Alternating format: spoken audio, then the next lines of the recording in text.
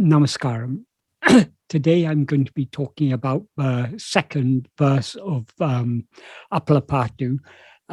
Last time I spoke about the first verse and also about the Pallavi and the Anupallavi. The Pallavi means refrain and Anupallavi is a supplementary refrain. But actually the Anupallavi is not repeated. The Pallavi is to be repeated after the Anupallavi and after each of the Charanangal or verses. Because the verses are all linked to the Pallavi, actually none of the verses are a complete sentence. Each of the verses is a long adverbial clause which connects with the Pallavi. So just to remind you, the Pallavi is Appaḻa Pāṭṭu, making appalam see. Adesapitu un asaye tiru. Eating it, put an end to your desire. That is the Pallavi, the refrain. So each of the verses is connecting with that. So as I say, the verses are all adverbial clauses. The adverbial participle at the end of verse 1 was poditu, which means pulverizing, because verse 1 was about what to do with the main ingredient in making an appalam. The main ingredient in an appalam is black gram. So that the black gram first has to be broken and pulverized, which is done in a hand mill. That's two circular stones with the bottom one has a peg in the middle, the top one has a hole in the middle. So the peg acts as the axle for the top stone. The grains are poured beside the axle and they go down and they get broken and pulverized. So that was the first verse, was talking about breaking and pulverizing the main ingredient, which is black gram grains, which Bhagavan compared to the Dehatma Buddhi, the identification of ourselves with our body, in other words, ego. And that is to be, and the hand mill in which it's to be broken and pulverized is jnana vichara, awareness investigation. Who am I? So that was what he said in the first verse. So the second verse talks about the other ingredients, supplementary ingredients, because when making an appalam, first you have to powder break and pulverize the black gram grains in the hand mill, and then you need to add some other ingredients. The main other ingredients to be added are the juice of the square stem vine, cumin, black pepper, salt, and asafoetida. So this verse is about these four ingredients. Five ingredients. What are these five ingredients in this? Because this whole song is a metaphor for the spiritual practice, for the path of self-investigation. This is a metaphor. So by the jnana vichara, the awareness investigation, who am I, we need to break down this dehatma bhava, dehabhimana, the identification of ourself as a body and the attachment to a body as ourself.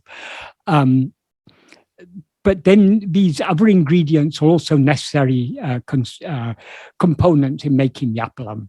So that's what Bhagavan is talking about here.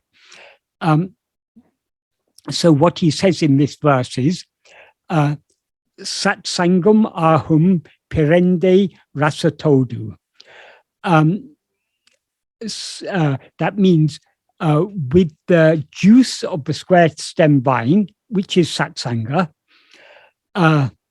samadamam āhiṇṭṛa jīrakam miḻahu uḍaṉ. With the cumin and black pepper, which are śama and damam, ūparati āhum a-vv-uppōḍu, with that salt, which is ūparati, ḍuḻḷanal vāsaṇai yāmperuṅ cērttu, mixing asafoetida, which is the good vāsaṇai in the heart. So I will now explain each of these ingredients. That is the first one Bhagavan talks about, is the juice of the square stem vine. That is sat-saṅga. Sat-saṅga is a very important idea, but it's a generally the way we use sat-saṅga rather devalues it, or rather undervalues it, because sat-saṅga is often used as a term meaning good company. So keeping good company is sat-saṅga. So being in the company of any good person is sat-saṅga. That's the usual way it's understood. So meetings like this are often nowadays referred to as sat-saṅga. These sort of meetings are sat-saṅga only to the extent to which we are keeping our mind dwelling on Bhagavan's teachings. It's in that sense that these are sat-saṅga. But the real meaning of sat-saṅga, sat means what actually exists, or what is real. Saṅga means clinging to, attachment to, association with, or contact with. So associating with sat is sat-saṅga. So what is sat? As Bhagavan made clear, what is real is only I am, only our fundamental awareness of our own existence. What we actually are, that alone is real. For example, in the first sentence of the 7th paragraph of Nana, he says, Yatātamai ulladu atma-sarupamondre. What actually exists is only atma-sarupa. Atma-sarupa means the real nature, swarupa, of Atma. Atma means oneself. So the real nature of oneself, that alone is what actually exists. In other words, what we actually are, that alone is what actually exists. So that alone is sat, is what we have to infer from that. And in verse 13 of uḍaṉ, these are just examples of where Bhagavan has indicated this. Of course, there are so many other places. In the first sentence of verse 13 of uḍaṉ, Bhagavan says, Jnanamam tane me. Jnanamam means, which is jnana. Jnana in this context means pure awareness. Tan means oneself. Tane means oneself alone. So oneself, who is jnana, alone is me. Me means real. So it's a Tamil equivalent of sat. So what is sat? Sat is only oneself as pure awareness. So in other words, that pure awareness I am, that is ever shining in our heart, that is sat. So the best satsanga, or the only direct satsanga, is to attend to I, to be self-attentive. That is the perfect satsanga, because by attending to I, we are clinging to what is real. We are attaching ourselves to what is real. We are associating or having contact with what is real. So satsanga, in the truest and deepest sense of the term, means, as Bhagavan often used to say, satsanga means atma-saṅga. So clinging to ourselves, associating with ourselves, or being self-attentive, or by being as we are, that is, by attending to ourselves, we are being what we actually are. That is the best satsanga. That is this alone is direct satsanga. All other forms of satsanga are more or less indirect. So in what other ways can we associate with sat? That is the ideal that we're all aiming for. But what Bhagavan's teachings are all about is about the practice of self-investigation. We need to try to attend to ourselves more and more and more. However, as we all know from experience, we all have, to a greater or lesser extent, or we all have Vishaya vasanas, which are to a greater or lesser extent strong. And the stronger our Vishaya vasanas, the more we tend to be swayed by them. Because vasanas are not something, vasanas are not ourself. They're not, vasanas are not ego, but it is the nature of ego to have vasanas. Vasanas are ego's inclination. The nature of ego, as Bhagavan says, for example, in verse 25 of Uḍaṇ, ego is a formless phantom. Since it's formless, it's got no form of its own. The reason he calls it formless is because it's got no form of its own. And the reason he calls it a phantom is because it's got no substance of its own. So it has neither form nor substance. So it doesn't actually exist at all. So, but it seems to exist. It seems to exist by borrowing its substance from sat-chit. That is, from what we really are. From sat-chit means the existence awareness, the real awareness, the awareness I am. That is sat-chit.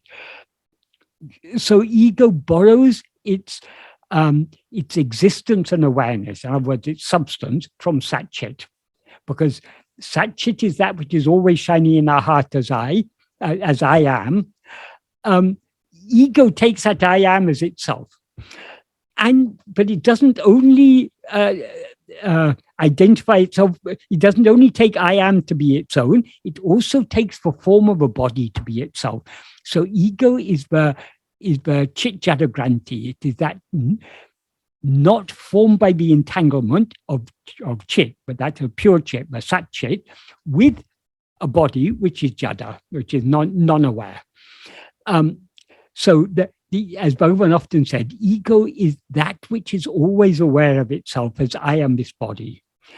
In the I am this body, I am is the chit portion, the chit element. The body is the jada element. Then these two are seemingly mixed and conflated. That is chit jada granti, that is ego. So ego is neither sat chit nor is it the body, but it's some spurious entity that rises between the two, borrowing the properties of both. That's what Bhagavan says in verse 24. Then in verse 25, after in the last line, he says ego is a formless phantom, uruvatra the formless phantom ego. But how did this formless phantom seemingly come into existence? That's what he explains in this verse. Well, not exactly how, but what is the nature of this? What is the nature of this formless phantom ego? He says, urupatri, grasping form, it comes into existence. Because it has no form of its own, it cannot seem to exist as a separate entity without grasping a form as itself. That is it's taking it's borrowing its existence and awareness from sat-chit. That is the basic thing.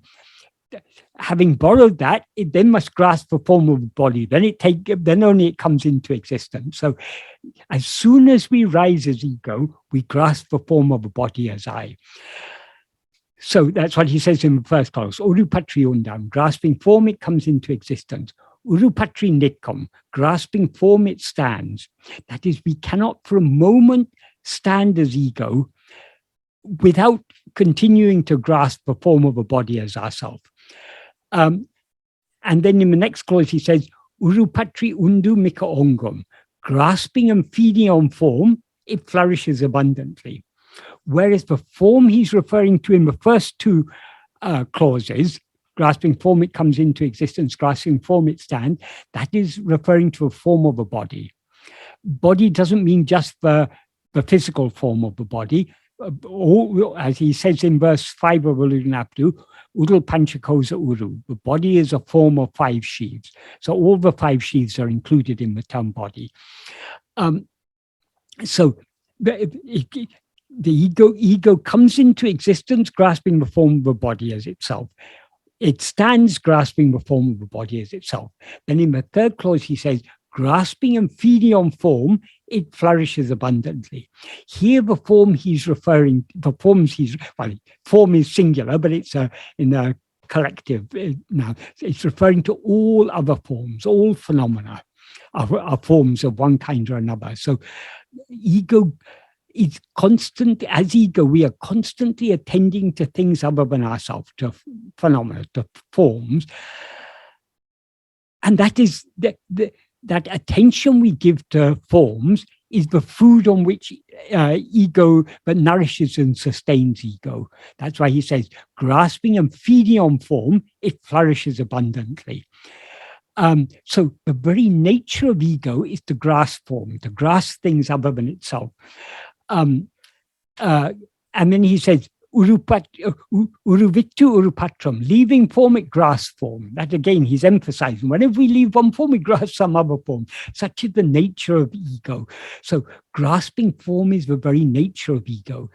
So the Vishaya vasanas are our inclinations to grasp things other than ourselves. So as ego, it is the nature of ego to have Vishaya vasanas. As I say, the Vishaya vasanas themselves are not ego, they're ego's inclinations, but it's the nature of ego to have Vishaya vasanas. And because of our Vishaya vasanas means we have strong inclinations to grasp things other than ourselves, to attend to things other than ourselves, because our very existence as ego depends on our grasping things other than ourselves. So when we try to follow the simple path that Bhagavan has taught us, this path of self-investigation, it often seems to us very difficult. It is not actually difficult. As Bhagavan makes clear in āhum, this is actually, there's nothing simpler than being there's nothing easier than being self-attentive. To attend to anything other than ourselves requires an effort, because we are directing our attention away from ourselves towards something else. Whereas being self-attentive, the attention is just resting in its source without going out anywhere. So this is actually, when we are attending to ourselves, we are not doing anything. We are just being as we are. So nothing is easier than just being as we are. But to us, it seems difficult. The reason it seems difficult is due to our unwillingness, because we have so much liking to be constantly grasping things other than ourselves, because our very existence as ego depends on that. We are unwilling to hold on to ourselves, because holding on to ourselves exclusively means letting go of everything else. To the extent to which we hold on to ourselves, to that extent we are letting go of other things. So we need to be willing to let go of other things. Because of the strength of our Vishaya vasanas, we are unwilling to let go of other things. And so it seems to us difficult to investigate ourselves. We need to try. It doesn't matter how difficult it seems, we need to try, because by trying, we are slowly strengthening the sat vasana, the inclination to hold on to sat, to be self-attentive, to be in sat-saṅga, in the truest sense of the word. That is the sat vasana, that inclination to hold on to our own being and just to be as we actually are. That is the sat vasana. So by practicing self-investigation, by trying to be self-attentive, we are strengthening the sat vasana and we are weakening the Vishaya vasana. The reason we are weakening the Vishaya vasana by clinging to self-attentiveness is that vasanas don't exist independent of ego. They have no power independent of ego. So whatever power our vasanas seem to have is power that we have given them. And we give the vasanas power by allowing ourselves to be swayed by them. So the more we are swayed by our Vishaya vasanas, the more we are strengthening them. So when we allow our attention to go away towards anything other than ourselves, the attention goes away from ourselves towards other things under the sway of our Vishaya vasanas. So the more we allow our mind to dwell on things other than ourselves, the more we are strengthening the Vishaya vasanas. So in order to weaken the Vishaya vasanas, we need to attend only to ourselves. When we hold on to self-attentiveness, we are thereby not allowing ourselves to be swayed by the Vishaya vasanas, and so they become weaker. So that's why Bhagavan always insisted we need to the key to success in this path is perseverance. It doesn't matter how many times we fail in our attempt to be self-attentive, we need to continue trying, because the more we try, the more our love to be self-attentive will grow. And consequently, our liking to attend to other things will grow weaker and weaker. Our liking to attend to other things are the Vishaya vasanas. So on this path, because of the strength of our Vishaya vasanas, this path for all of us is a struggle. The natural flow of the mind is to go outwards. So that is not our nature. That is the nature of the mind or ego is to always attend to things other than itself. So when we are trying to be self-attentive, we are trying to replace our ego nature, which is to attend to other things, with our real nature, which is to attend to nothing other than ourselves. So this requires patient and persistent practice. So in the course of this practice, obviously we're often failing. So our attention is coming outwards. Because our attention is coming outwards,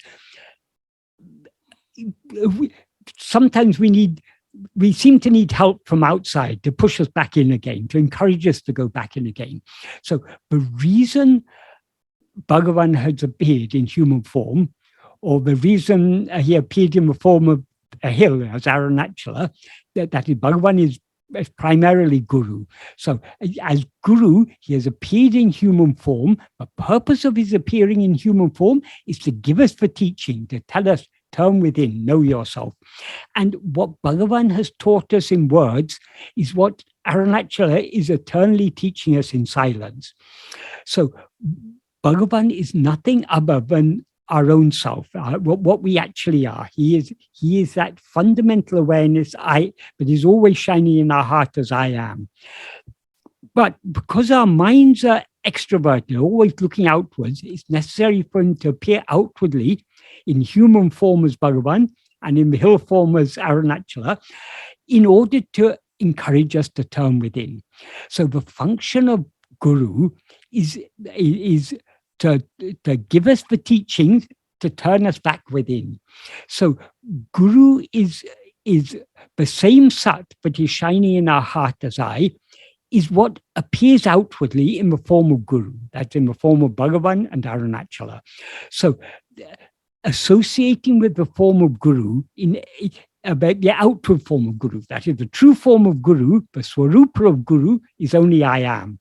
But so long as our attention is looking outwards, he seems to be something other than ourselves. So he seems to be the human form of Bhagavan and the hill form of āhiṇṭṛa.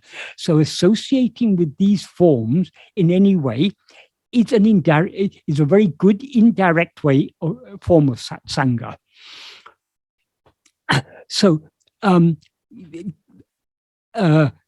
if we are able to go to Tiruvannāmalai, going to Tiruvannāmalai, being in the presence of Bhagavan's Sannidhi in Tiruvannāmalai, or going around the hill, walking around the hill, doing Giri Pradakshina, Giri Balam, these are all good forms of sat-saṅga. And for those who were fortunate to be there during Bhagavan's bodily lifetime, they could be in the physical presence of Bhagavan. However, the physical presence of the Sadguru, this is the most external or most superficial form of sat-saṅga, because Guru is not, though Guru appears in form, he is not a form. His real form is I am. So the best sat-saṅga is turning within to attend to I am. But being in his physical company is also good. But more than being in his physical company, associating with him is good. That is, mentally associating with him is good. That is, thinking of him with love. That is more effective than being in his physical presence. There's a nice little story to illustrate this. There was a couple from North India who were very devoted to Bhagavan. So they came and they rented a small house somewhere near the ashram, and they were living close by the ashram, and every day they were coming to to Bhagavan's hall. They were probably an elderly couple, maybe a retired couple, but anyway, they wanted to spend as much time as possible in the presence of Bhagavan. On one occasion, some relatives of theirs from North India came to stay. So because the relatives had come to stay, it was necessary for the lady to stay at home to cook for her relatives and take care of all their needs. So for 3 or 4 days, while her relatives were staying, she didn't have time to go to Bhagavan's Sannidhi. So she was feeling very, very sad doing all this housework, looking after her relatives, but she was feeling very sad that she was missing out on being in Bhagavan's presence. So after her relatives left, she was able to come to Bhagavan's hall, Bhagavan's Sannidhi. She said to Bhagavan, "Oh, Bhagavan, for 3 or 4 days I wasn't able to come and see you." And Bhagavan said, "It doesn't matter. It's better that you were there thinking of here than being here thinking of there." Meaning that if she had come to Bhagavan's hall, what would she have been thinking about? She'd have been thinking about that she had to cook for her relatives, she had to take care of them, she shouldn't neglect them. So her mind will be on that.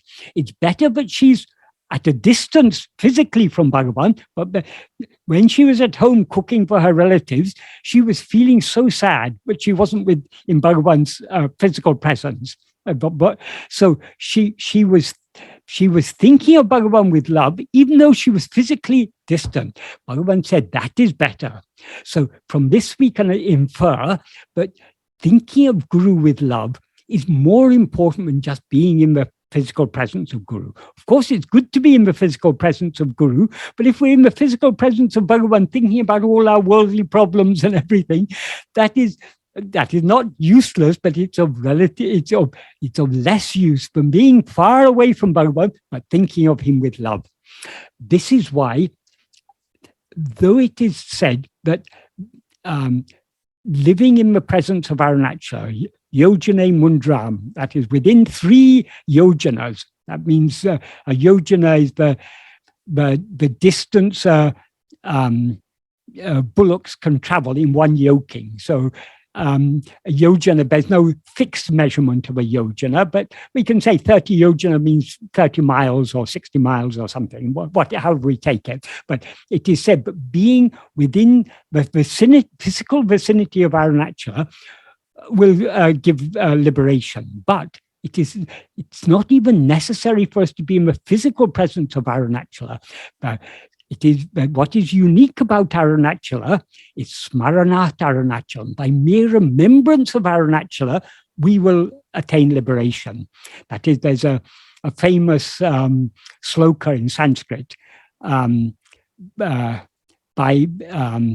being born in Tiruvaro, by seeing Chidambaram, by dying in Varanasi, or by merely thinking of Arunachala, one is assured of liberation. So this is very significant, but it's not even that is the being in the physical presence of Arunachala or the physical presence of Bhagavan is good, but it is less efficacious than thinking of them from whether you're near or far. We should be thinking of them. If we're fortunate to be in Bhagavan's physical presence, we should be thinking of Bhagavan. And since Bhagavan is that which is shining on our heart as eye, the best way to think of him is to turn our attention within. So Bhagavan always emphasized the mental contact is more important than merely being in the physical presence. For example, in Upadesha, when Bhagavan, in verse 3 of Upadesha, Bhagavan says, but this is in a different context, but there's a parallel which I'll just I'll point out. That is, Bhagavan says, in the second verse he had said, but karma cannot give liberation. Karma, even in the Sanskrit version, he says karma obstructs liberation. But in the third verse, he says, if the karma is done nishkarmiya, that means without desire for any fruit, that without expectation of any result, but for the love of God, that will purify the mind and show the way to liberation. And then in the next few verses, he talks about the various types of nishkarmiya karma you can do. So he begins in verse 4, talking about nishkarmiya karma, saying, this is certain. Puja, japa, and dhyana are respectively actions of mind, of body, speech, and mind. And in this order, each is more efficacious than the other one. So puja, whatever we do to worship God by means of the body is puja. More effective than puja is japa, because it's done by the speech, because speech is more subtle than physical actions. There are actions of speech, but more subtle and hence more powerful than the actions of speech are the actions of mind. So the mind is always more important than the body. So rather than just being in the physical presence of Bhagavan, our mind must be dwelling on Bhagavan. This is why Bhagavan is not a guru who was just a guru during the 54 years he lived in Tiruvannamalai and then ceased to be guru once he passed away. Bhagavan is the eternal guru. He is that which is eternally shining in our heart as eye.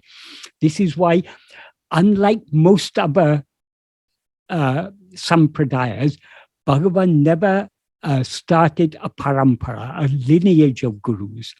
Why? Because guru is not the physical form. So guru doesn't cease to be guru just when the physical form passes away. So even now, Bhagavan is the guru to all who come to him, all who take refuge in him.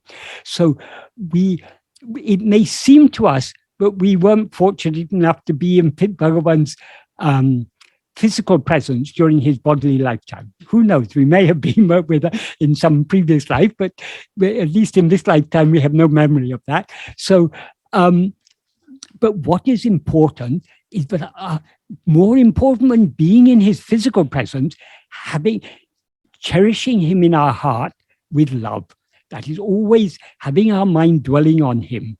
So meditating on the form of Bhagavan, thinking of Bhagavan, or repeating his name, these are all good forms of sat-saṅga, more important than merely being in his physical presence, more efficacious than merely being in his physical presence, because it's keeping the mind dwelling on him. That is the most important thing.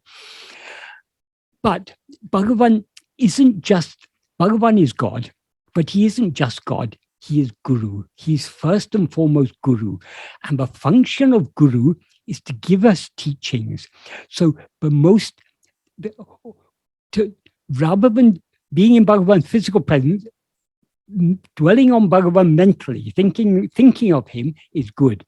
But because the purpose for which he took this human form was to give us the teachings, the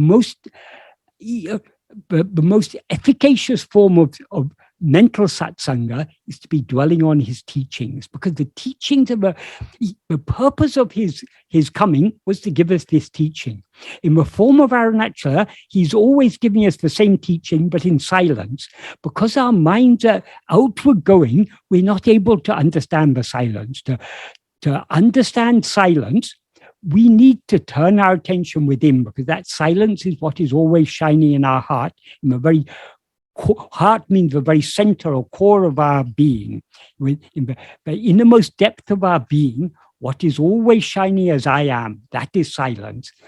So āhiṇṭṛa is always teaching through silence, but in order for us to understand the silent teaching of āhiṇṭṛa, we need to turn within.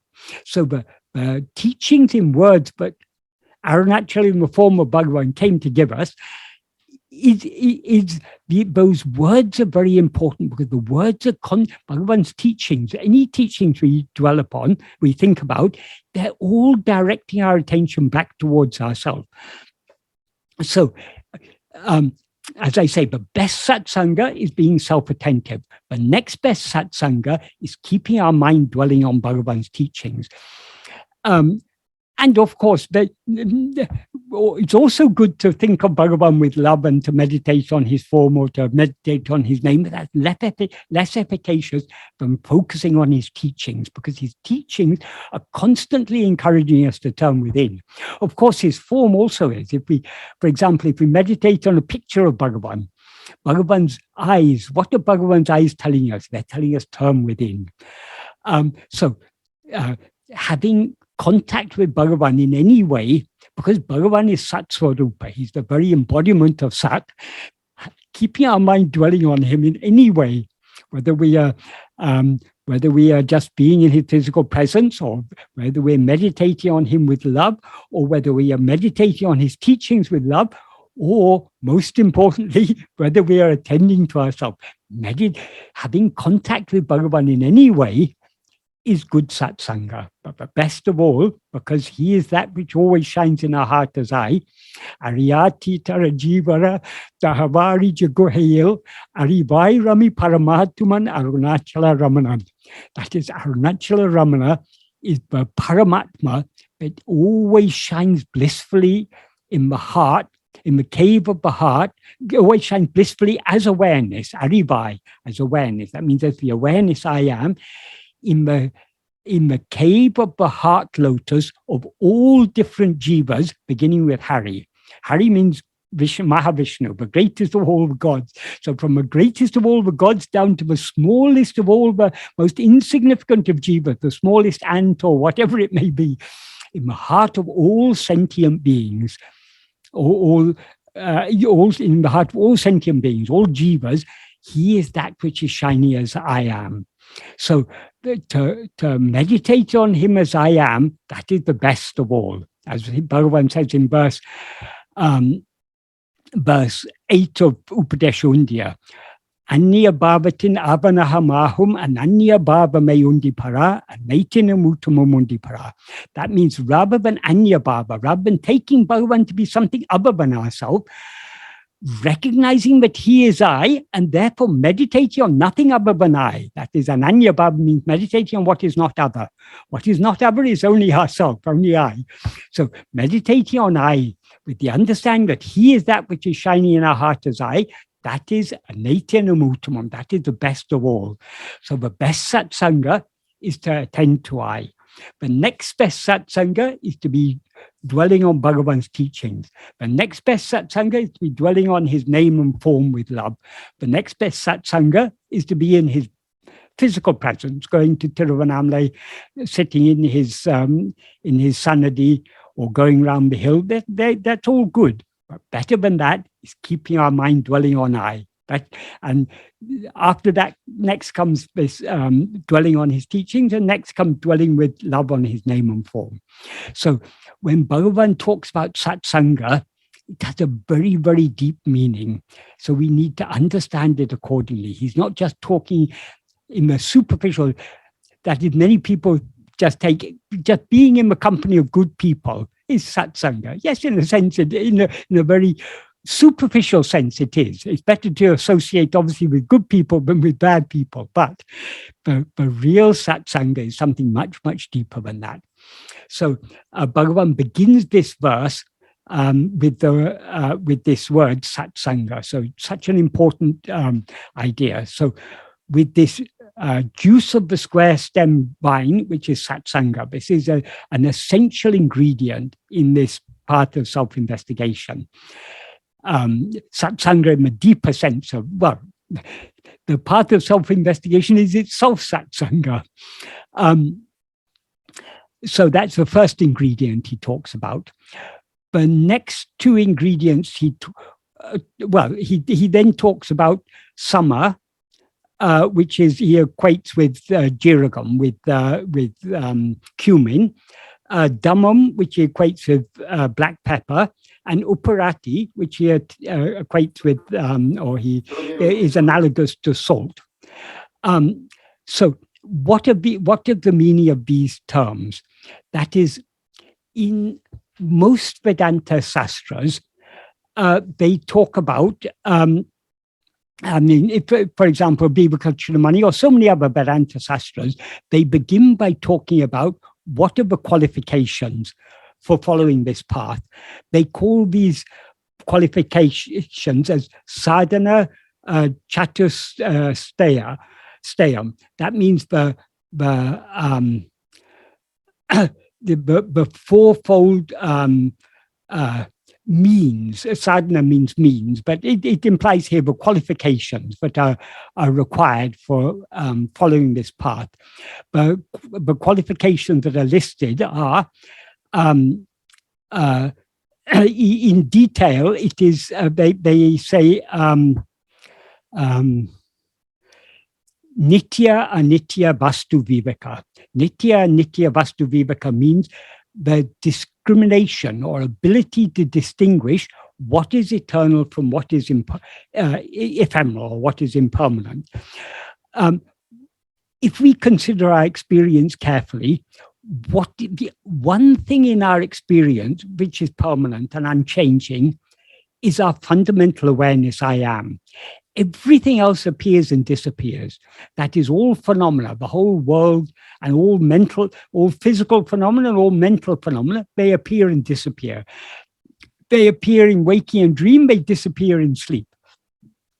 Not only all objects appear and disappear, even the subject, that which is aware of all these objects, appears and disappears. The subject is ego. Even this ego is ephemeral, because ego is the false awareness, I am this body. We are aware of ourselves as I am this body only in waking and dream. In sleep, we're not at all aware of ourselves as I am this body. We're just aware of ourselves as I am. So what is permanent is just this fundamental awareness, I am. Everything else is changing. So nitya vastu viveka means that ability to distinguish and recognize that what is the one thing in our experience that is nitya, that is permanent, eternal, is I am. Everything else is anitya. It's ephemeral. It's impermanent. It appears and it disappears. So the first qualification is that willingness to recognize, but or to distinguish what is real from what is unreal. So that's the first qualification. If we have that, if we have true nitya vastu viveka, that automatically leads to bhakti and vairagya. Vairagya means freedom from desire for anything other than ourselves. In other words, freedom from desire for anything that is anitya, anything that is impermanent. And bhakti means love for that which is permanent, namely I am. So, but if we have true viveka, that viveka will automatically give rise to bhakti and vairagya. So the vairagya is the second one of these four qualifications. Vairagya means, raga means passion, or it also means likes, dislikes, attachment to, that is liking for anything other than ourselves is raga. But viraga is the freedom from passion for anything other than ourselves. So how it is usually described, vairagya in this context is iha amutra pala boga viraga. That means viraga means that is vairagya is derived from viraga. It's the opposite of raga. So vairagya, or freedom from desire for the pleasures, iha amutra means here or there. That implies in this world or in the next world, on earth or in heaven or whatever. So we need to be free from desire for the pleasures. Whatever pleasure, even the greatest pleasures of this world are said to be insignificant compared to the pleasures of heaven. But we should be free from desire even for those pleasures of heaven, because all these pleasures are pala. That they are pala means in this context implies the fruit of past actions. So if whatever happiness or pleasure or boga we experience in this world or in any other world is all just the fruit of karmas. Because it's a fruit of karmas, it's obviously impermanent. Palamasa swatam, as Bhagavan says in second verse of Upadeshasaram, the fruit are impermanent. Or in Tamil, he says, Vinayim Vilevu Vilevutru. They will pass away. They cease to exist once we experience them. So fruit of actions are impermanent. So if we distinguish what is permanent from what is impermanent, we will lose interest in all these pleasures, because whatever pleasures we may experience, it'll only be impermanent. And we know that pleasures always are followed by pain. There's no, that is the nature of embodied existence, whether embodied in this material world or in some heavenly world. Embodied existence is a mixture of pleasure and pain. Sometimes we may experience more pleasure, sometimes we may experience more pain, but it's always a mixture. You can't have pleasure without pain or pain without pleasure.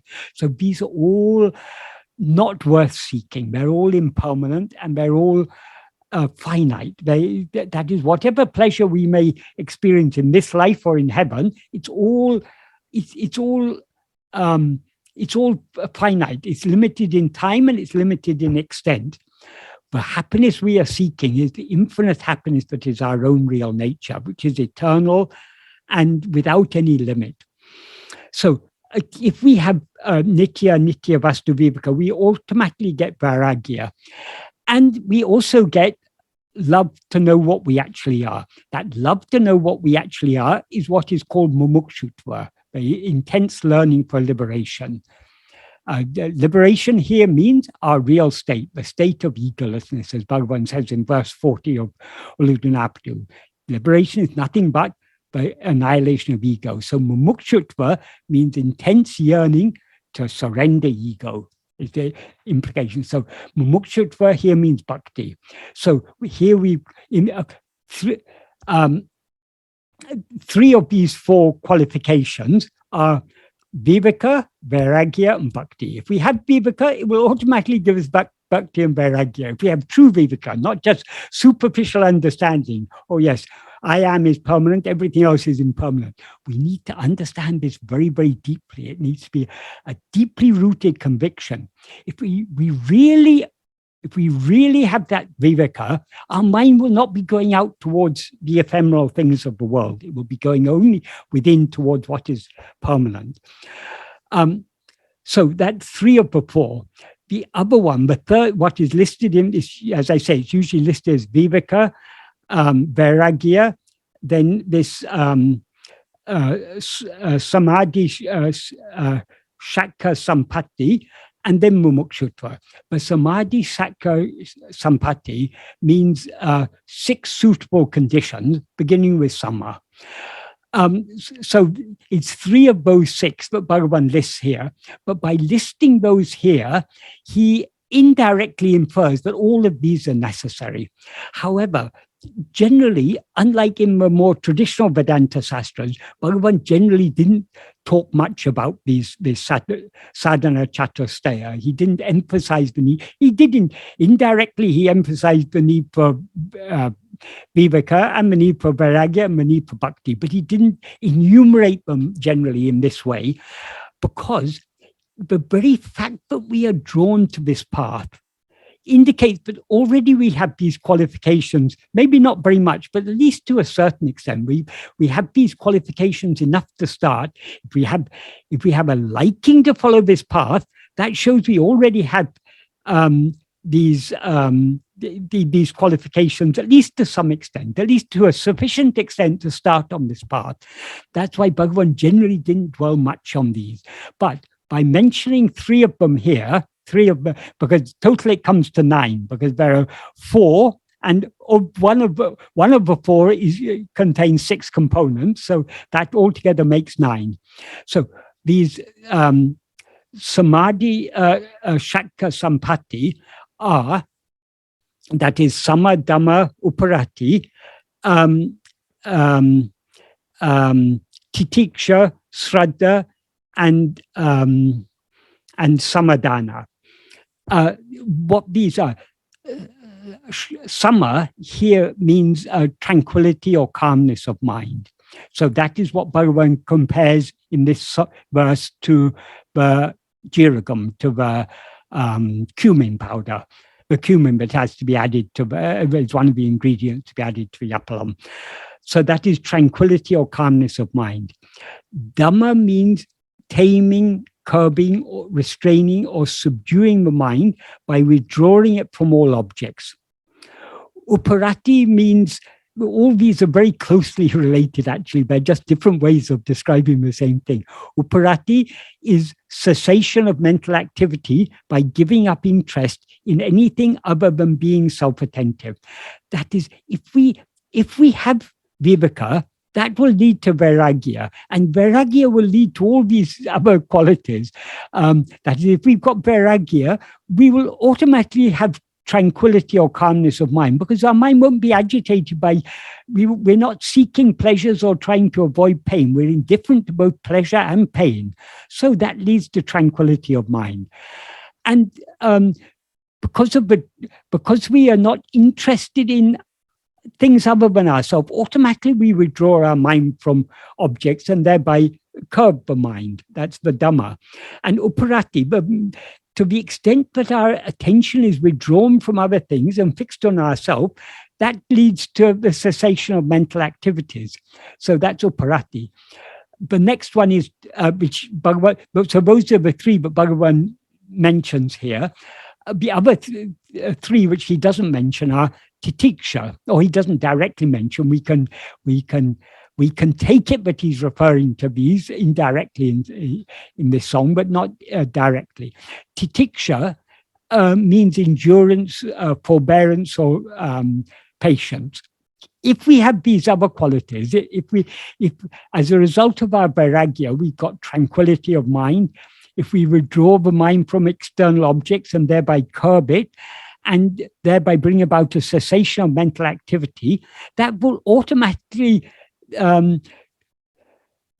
manifest in our life in the form of titiksha, endurance, forbearance, or patience. The next quality is shraddha. Shraddha is often translated as faith, but it's not faith in a superficial sense of just blindly believing something. Shraddha means a firm conviction that is born of inner clarity of heart and mind. And that inner clarity is what enables us to recognize, but without the least shadow of doubt, but what Bhagavan has taught us is true. What is taught in Vedanta, the teachings of Vedanta, the teachings of the Sadguru are true. That recognition comes, or the firm conviction that they're true, comes from an inner clarity. That inner clarity arises by all these other qualities, by withdrawing the mind from all objects and fixing it on self-attentiveness. We gain that inner clarity, which gives us the firm conviction. So the more we follow Bhagavan's path, the more we go deep in this practice of self-investigation, the more inner clarity we will, the inner clarity is always there in our heart, but the more it will manifest in our mind, the inner clarity, and that will give us the firm conviction that what Bhagavan says is true. So as we go deeper in this path, our conviction, or our faith, if you want to call it that, in Bhagavan's teachings grows stronger and stronger. So that is shraddha. And the last one of these six is samadana, which is it's another way of saying samadhi. And in this context, that means fixing the mind firmly in contemplation on our real nature. In other words, swarupa dhyana, keeping the mind firmly fixed on our real nature, on I am. That is the samadana, the samadhi that is mentioned here. That is what Bhagavan sometimes referred to as the practice of sahaja samadhi. For example, in his introduction to, Bhagavan translated a work called Drisya Viveka into Tamil. Drisya Viveka is a Sanskrit text, but is generally attributed to Adi Shankara, although nowadays some scholars question that, but that need not concern us. Anyway, it's a very standard text in Vedanta, in Advaita Vedanta. Bhagavan was asked sometime to translate it. So Bhagavan translated it into Tamil prose, and he wrote a short introduction to it. Because in Drisya Vibhaka, there are 6 types of samadhi are enumerated, which is, it's not Bhagavan's nature to go into all different types of samadhi. So Bhagavan summarized the whole thing very nicely in his introduction by talking about the one samadhi that is really necessary. That is sahaja samadhi. Generally, when Bhagavan talked about sahaja samadhi, he's talking about our natural state, that is the state of pure awareness. So sahaja samadhi is our goal in that sense. But he also, in this place, he talks about the practice of sahaja samadhi. Sahaja samadhi parakatal. That means by the practice of sahaja samadhi.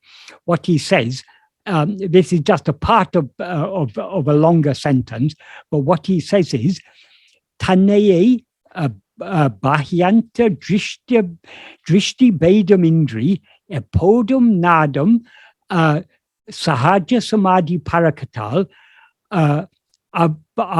avarana ningave advitiya brahmatma swarupa matramai minji prakasikam. What that means is, when that avarana, that the veiling power of Maya, is removed by the practice of sahaja samadhi. And then he describes what the practice of sahaja samadhi is. Taneye bahyanta drishtabedam indri epodam nadam. That means that practice of sahaja samadhi is the practice in which one always investigates oneself alone without bahyanta drishtabedam indri. That means without any difference or distinction between seeing what seems to be external and what seems to be internal. That is, when we start this practice, we are told to turn within. That is, Bhagavan often describes the practice of self-investigation as turning within or facing within. Ahamukam or umukam or yantamukam. That means facing within. That implies facing towards ourselves alone, being self-attentive. But that is, so long as our attention is going outwards, there seems to be a distinction between what is inside and what is outside. But to the extent to which our attention goes within, the distinction between inside and outside dissolves. That is what Bhagavan means here by saying bahyantara drishti bedam indri, without the distinction or between seeing what seems to be outside or seems to be inside. That is, whether our attention is going out or our attention is going within, the one thing that is always shining is I am. So the more we hold on to I am, the more, that is, holding on to I am is what is called turning within. But the more we hold on to I am, the more that distinction between inside and outside dissolves. So even in the midst of our activities, we will find that we can continue holding on to I am. So that's the significance of that. So this is what this constant practice of self-investigation, of constantly investigating or attending to ourselves, that is what Bhagavan calls the practice of sahaja samadhi. And he said that by that practice, the avarana will be removed and only Advitiya Brahmatma Swarupa will remain and shine. Advitiya Brahmatma Swarupa means our Atma Swarupa is the real nature of ourself. The real nature of ourself is Brahman, which is Advitiya, one without a second. So this is what Bhagavan calls Bhagavan calls this practice of self-attentiveness as the practice of sahaja samadhi. So it's in that sense that this samadana is used here. So samadana means fixing our mind so firmly on ourselves that is the true, that is the beneficial samadhi. Other types of samadhi can lead, particularly Kevala Nirvikalpa Samadhi is a form of manolaya. It's just when the mind is withdrawn from everything else. But in Sahaja Samadhi, we are not merely withdrawing our mind from other things. We are fixing our attention on ourselves. So that is the meaning of samadana. So all these 6 qualities, they all follow naturally from the other 3, from the viveka. From the viveka gives rise to the vairagya and bhakti, and the vairagya and bhakti lead to all these other ones. So though these 9 are often enumerated, generally Bhagavan didn't enumerate them. He didn't, because for Bhagavan, the most important thing is attending to I. If we attend to I, everything else will automatically taken care of. Attending to I is itself the discrimination between the eternal and the ephemeral, because what is eternal is only I. It is itself vairagya, it is itself mumukshutva, it's itself all these other qualities. So this is what is most important. That's why Bhagavan's teachings are very keenly focused on this one simple practice of being self-attentive, because being self-attentive includes all the others. Bhagavan says in some places, it's all the 4 yogas are included in this simple practice of being self-attentive. In verse 14 of Ulludunaptu Anubandham, and also implies the same in verse 10 of Upadesha Undiyā. So this is the key practice. If we cling to self-attention, all these other things will be taken care of. But in the context of this song, this was an opportunity for Bhagavan to say, though he doesn't usually enumerate all these other things, he recognizes the need for these things, but the reason it's not necessary to specify all these things is if we follow this practice of self-investigation, everything else will automatically be there, automatically follow. So that is but here Bhagavan, as I say, he by mentioning these 3, this sama, dhamma, and ṉuparati here, he implies all of them, and thereby he's giving an implicit nod of approval to what is said to be necessary in all the other more ancient texts. So I've now covered 4 of the 4 of the 5 qualities that Bhagavan mentions in this verse. That is the sat-saṅga, which is the juice of the square-stemmed vine, which is sat-saṅga, the jīraka, that is the cumin, which is śama, the black pepper, which is dhamma, and the salt, which is uparati. These we've covered so far. Then arguably the most important one is what Bhagavan mentions at the final thing that Bhagavan mentions here. ḍuḻḷanal vāsaṇai āhum cērttu.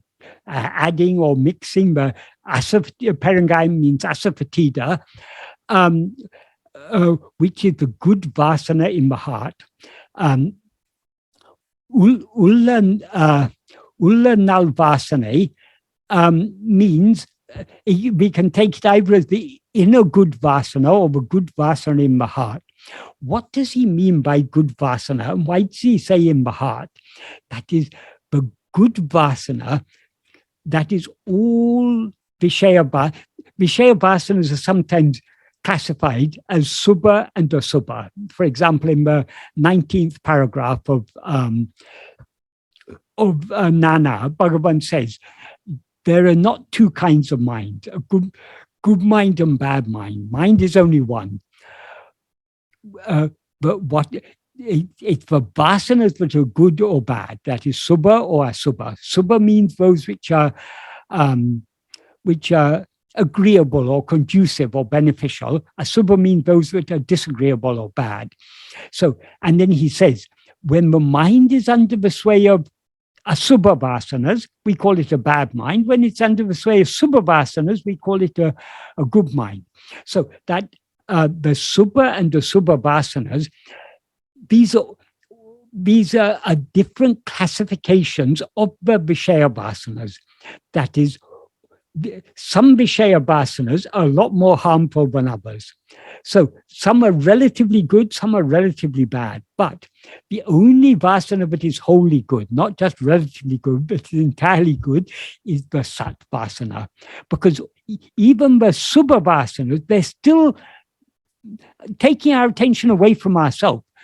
The only vasana that leads our attention back to ourselves is sat vasana. So what he refers to here as the ḍuḷḻanal vasana is this sat vasana. Sat vasana, sat, as I explained earlier, sat means what exists or what is real. What exists or what is real is only I.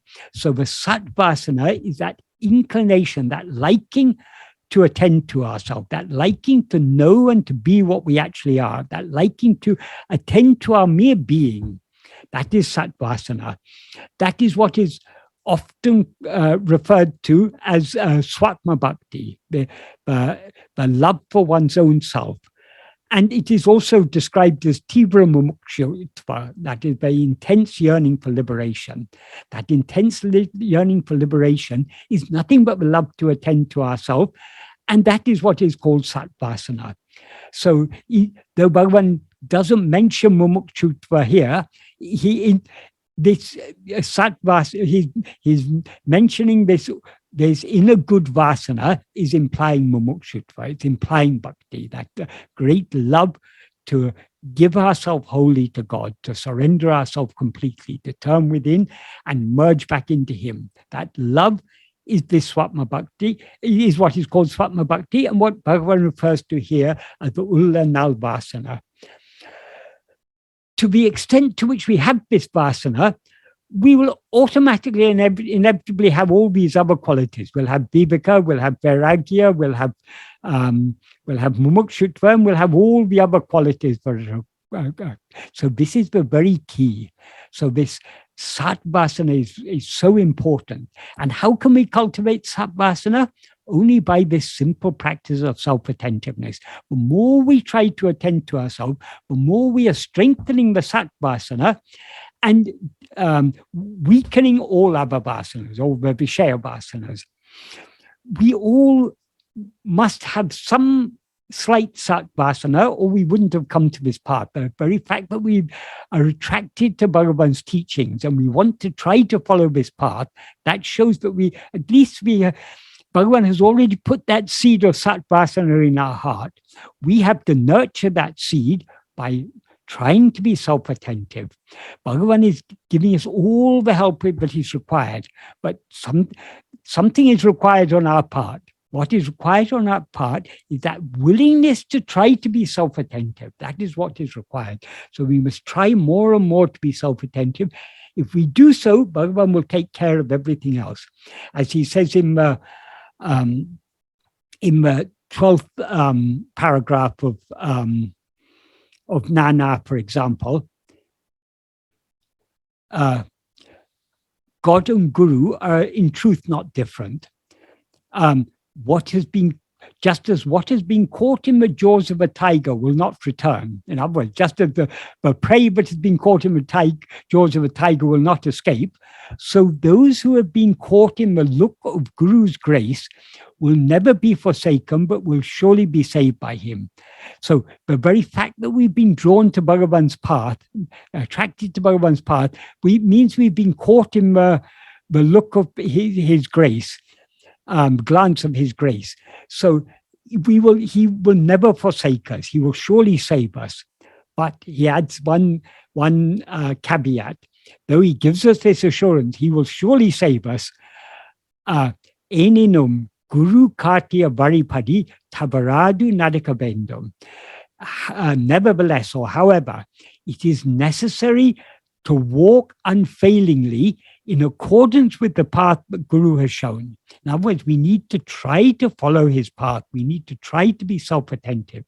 This is all important. If we try to be self-attentive, he will take care of everything else. So he's given us such a simple task to do, to try to be self-attentive. So let us try to be self-attentive more and more. And by trying to be self-attentive, That is what Bhagavan was what he was talking about in the previous verse, in the first verse. This attempt to be self-attentiveness, this is the jnana vichara, the awareness investigation. Who am I? And this is the handmill in which we will break and pulverize this, the basic ingredient of our appalam. That is this identification of ourself as a body. He describes it there as the identification myself, but grows in this field of 5 sheaths. So our identification with these 5 sheaths needs to be broken and pulverized by the practice of self-investigation, and in association with all these other qualities that he mentions in this verse. But if we are focusing on being self-attentive, all these other qualities we can take for granted. We don't need to worry about, do I have viveka, do I have vairagya, do I have mumukshutva? Simply try to be self-attentive. All these things are implicit in the very liking to be self-attentive. The very effort we make to be self-attentive implies all these other sadhana chaturstayam or samadhi, shakha, sampati. All of them are included in this simple practice of being self-attentive. So this is all that we require. Being self-attentive is itself tranquility or calmness of mind, sama.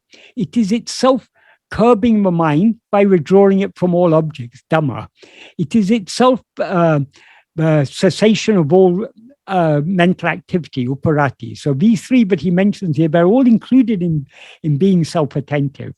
It is also the sat-saṅga, the first ingredient he mentions in this verse. It is also implicit. We do so because of the satvasana. So all the qualities that Bhagavan mentions in this verse are all implicit in this simple practice of being self-attentive. So this is the key to Bhagavan's teachings.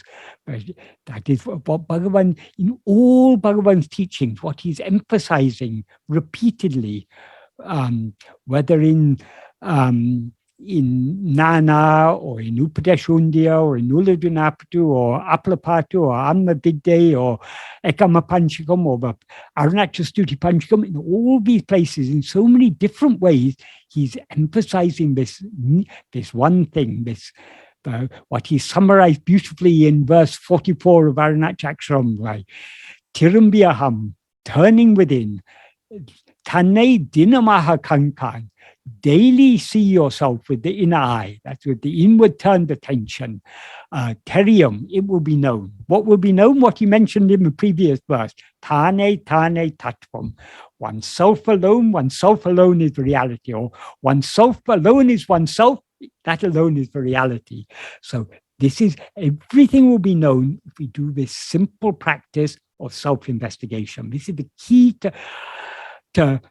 to understanding all of Bhagavan's teachings, and it's also the key to the gates of moksha, or to storming the fortress of our heart. This is the key. The key is being self-attentive. Om Namo Bhagavate Sri Arunachala Ramanaya.